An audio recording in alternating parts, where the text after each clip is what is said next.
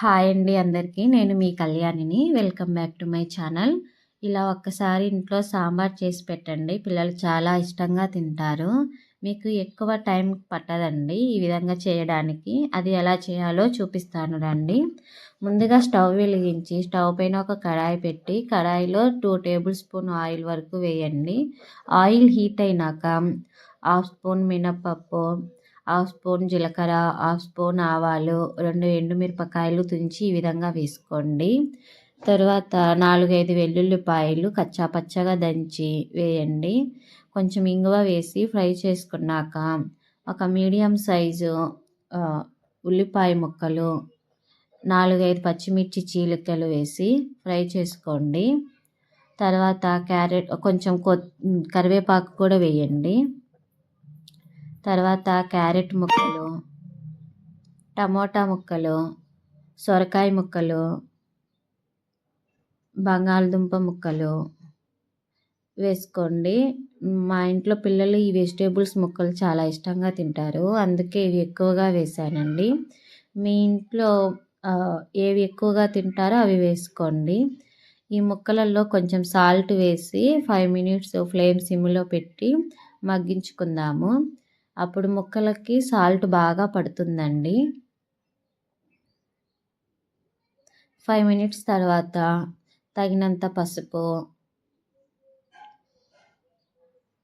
నేను కారం కొంచెమే వేసుకుంటున్నాను, అది ఎందుకనేది తర్వాత చెప్తానండి. కొంచెం కొత్తిమీరను కూడా వేసి ఒకసారి మళ్ళీ కలబెట్టి 5 మినిట్స్ సిమ్లో పెట్టుకొని మగ్గించుకుందామండి ముక్కలని.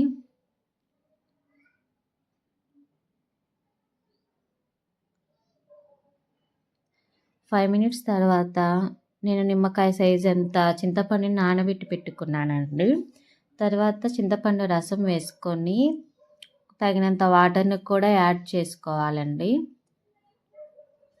మళ్ళీ ఒకసారి కలబెట్టి మూత పెట్టి ఒక 5 మినిట్స్ మీడియం మంటలో వాటర్ బాయిల్ అయ్యేంత వరకు మరగనిద్దామండి.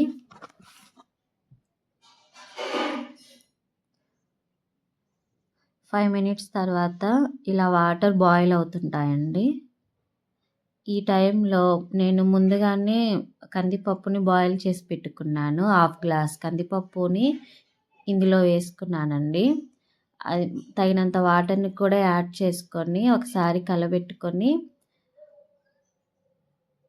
తగినంత సాల్ట్, కొంచెం మిరియాల పొడి వేసుకుంటున్నాను. ఇందాక చెప్పాను కదండి నేను కారం కొంచెమే వేసుకుంటున్నానని.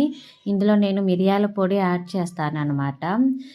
మిరియాల పొడి ఒక 15 నుంచి 20 మిరియాలు తీసుకొని అది పొడి చేసి వేసుకోండి. దీనివలన పిల్లలకి జలుబు దగ్గు ఉన్నా కూడా కొంచెం ఉపశమనం అనేది కలుగుతుంది, నోటికి రుచిగా ఉంటుంది. ఫ్లేమ్ సిమ్లో పెట్టి 15 మినిట్స్ బాయిల్ చేసుకోవాలండి సాంబార్ని. తర్వాత సాంబార్ మసాలాని కొంచెం కొత్తిమీర కాడలతో సహా వేసుకొని మళ్ళీ 5 మినిట్స్ సాంబార్ని మరగనిద్దామండి. మరగనించి స్టవ్ ఆఫ్